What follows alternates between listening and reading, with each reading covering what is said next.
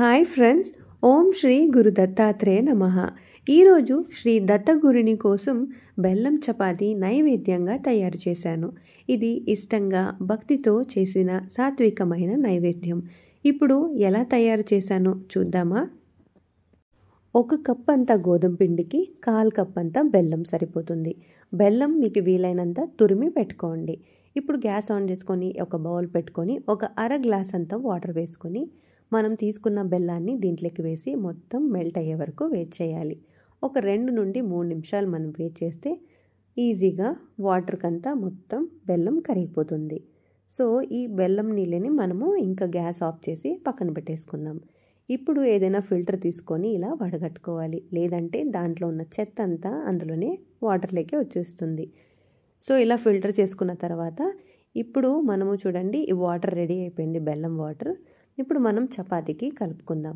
ముందుగా తీసుకున్న గోధుమ పిండి 1 కప్పు తీసుకొని ఇప్పుడు బెల్లం నీళ్ళు ఎలా వేసుకోవాలి అంటే కొద్దిగా వేడిగా ఉంటాయి, మీరు కాసేపు ఆగి తర్వాతే వేసుకోండి. అలవాటు లేను అన్న వాళ్ళకి కాసేపు చల్లగా అయినాక వేసుకోవచ్చు. నేనైతే కొద్దిగా అలవాటు ఉంది కాబట్టి వేడిలోనే వేసుకుంటున్నా.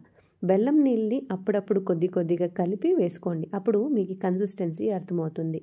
మరి ఎక్కువ ఒకేసారి వేసుకున్నా కూడా మొత్తం పిండి మెత్తగా అయిపోతుంది, అప్పుడు మీకు కలపడానికి కష్టమవుతుంది.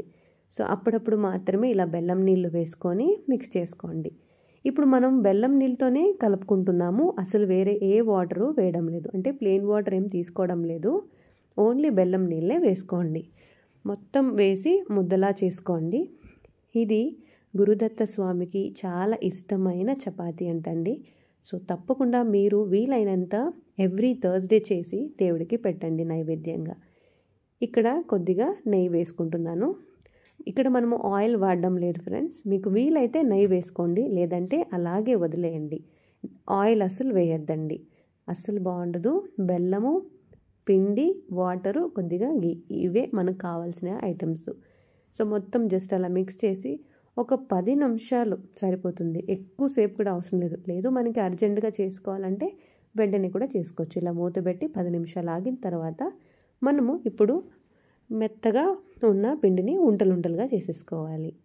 ఫస్ట్ అన్నిటినీ రౌండ్గా తీసేసుకోండి. దాని తర్వాత మనము మళ్ళీ కొద్దిగా నెయ్యి వేసుకొని మడత పెట్టి చేసుకుంటే ఇంకా చపాతీ బాగా వస్తుంది. ఎందుకంటే ఇక్కడ మనము ఆయిల్ ఏం వేయడం లేదు కాబట్టి కొంచెం గట్టిగా అయ్యే ఛాన్సెస్ ఉంటాయి.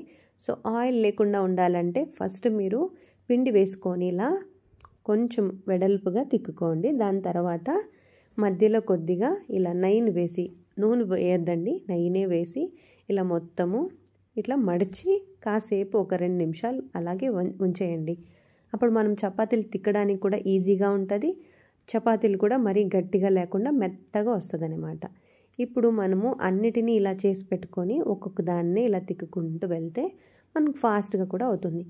రోజు చేయకపోయినా నైవేద్యం గురువారం మర్చిపోకుండా ఈ రొట్టెని చేసి ఆ భగవంతుడికి ప్రసాదంగా పెట్టండి.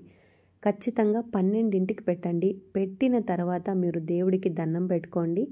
ఆ స్వామివారు ఎలా అయినా వచ్చి ఆ ప్రసాదాన్ని తిని మనల్ని ఆశీర్వదిస్తారు. దీనికి నేను ఒక పెద్ద సాక్షి. గానగాపూర్లో ఒక్క మిరాకిల్ కాదు ఫ్రెండ్స్, మేము చాలా మిరాకిల్స్ చూసాము. ఆ రోజు నుండి నాకు వీలైనంత నైవేద్యాన్ని గురువారం చేసి మరి మధ్యాహ్నం వరకు నేను ఉపవాసంతోనే ఉండి మరి మధ్యాహ్నం తర్వాతే నేను తింటూ ఉంటాను ఏదైనా కానీ ఫుడ్. సో ఈ చపాతీని మర్చిపోకుండా చేసి ఆ గురుదత్తుడి కోసం చేసి పెట్టండి, డెఫినెట్గా మంచి జరుగుతుంది. మనము ఇక్కడ ఏమి కష్టపడే అవసరం లేదు, జస్ట్ చపాతీ పిండిలోకి ఉప్పు కాకుండా ఒక బెల్లం వేస్తున్నాం, నీళ్ళు వేస్తున్నాం, అంత తప్పితే ఇంకేం లే. ఇదొక్కటి చేసి మీకు ఏమైనా అనుకోవాలి, ఏమైనా దేవుడికి ముక్కోవాలి అంటే ఈ ప్రసాదాన్ని పెట్టి మీరు కావాలంటే మధ్యాహ్నం ఖచ్చితంగా 12ంటికి ముక్కున్నారంటే గురుదత్త ఎవ్రీడే 12ంటికి భిక్ష కోసం వస్తూ ఉంటారంట. ఆ టైంలో పెట్టి మరి దేవునికి దండం పెట్టుకోండి. ఈ రెసిపీ ట్రై చేసి ఎలా ఉందో చెప్పండి.